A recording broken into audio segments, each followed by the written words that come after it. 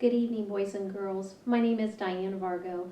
I'm a second grade teacher at Anderson Elementary, and tonight I'm here to read to you How Rocket Learned to Read, and it's by Tad Hills. This book reminds me of how a lot of young boys and girls learn how to read. Rocket loved to play. He loved to chase leaves and chew sticks. He loved to listen to the birds sing. Every fall morning, after chasing leaves, Rocket would lie down in his favorite spot under his favorite tree. There he'd sniff the neighborhood smells and settle in for a good nap. But one day, a little yellow bird startled Rocket. "Ah, my first student! Wonderful," she sang.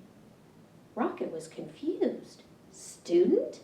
I'm not a—" "But if I'm your teacher," the bird interrupted, "then you must be my student." Rocket found it hard to argue with this bird. "I'm so glad you saw my sign," the bird chirped. "Oh, yes, I can see it," Rocket said, "but I don't know how to read." "Can't read? Fantastic!" She waved a wing. "Welcome to my classroom." "But I just came here to nap," Rocket said. "Oh, no, there will be no napping in class," declared the bird, "except, of course, during nap time." "Well, then I can take my nap over here," said Rocket. "I've had a very busy morning." "Not to worry, I'll be around every day," chirped the bird, "until the weather turns." As Rocket breathed in the crisp air, the little yellow bird hung her banner. "Ah, the wondrous, mighty, gorgeous alphabet," she marveled, "where it all begins." Opening up a book, the bird began to read. She sang out the story of an unlucky dog named Buster who'd lost his favorite bone. A cool breeze carried her lively voice across the yard.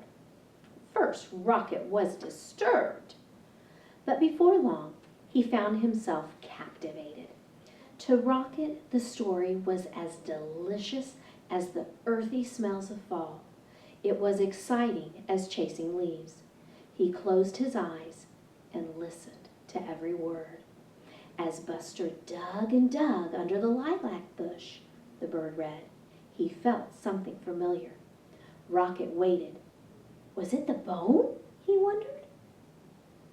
Silence. Was it the bone?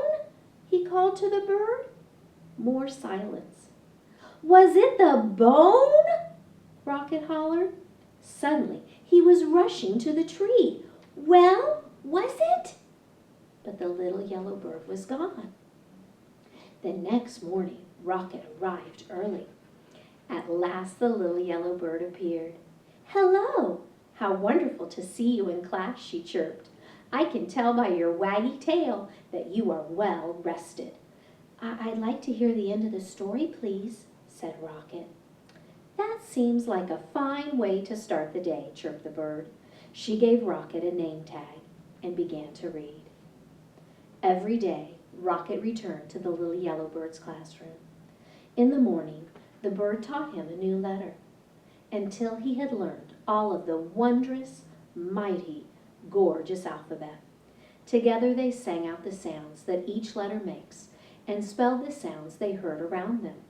With a G and many R's, they spelled Mr. Barker's growl.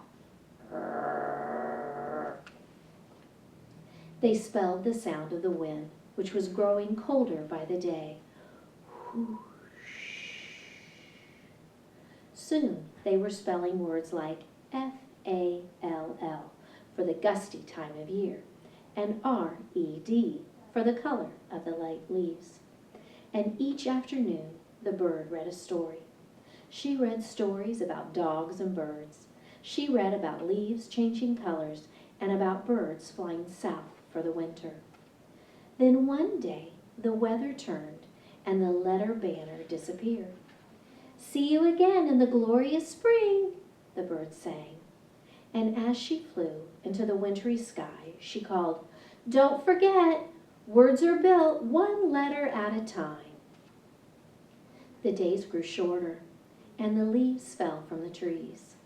The grass became crunchy.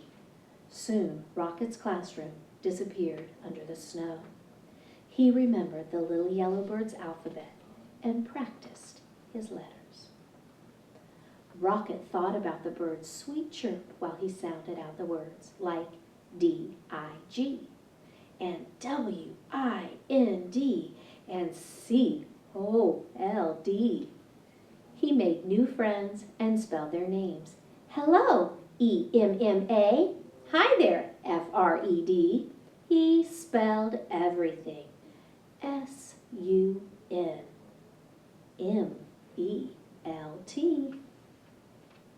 When Rocket spelled M-U-D, he knew that spring, as it always does, had returned. The breeze blew warmer, the little grass grew greener, and a sign appeared.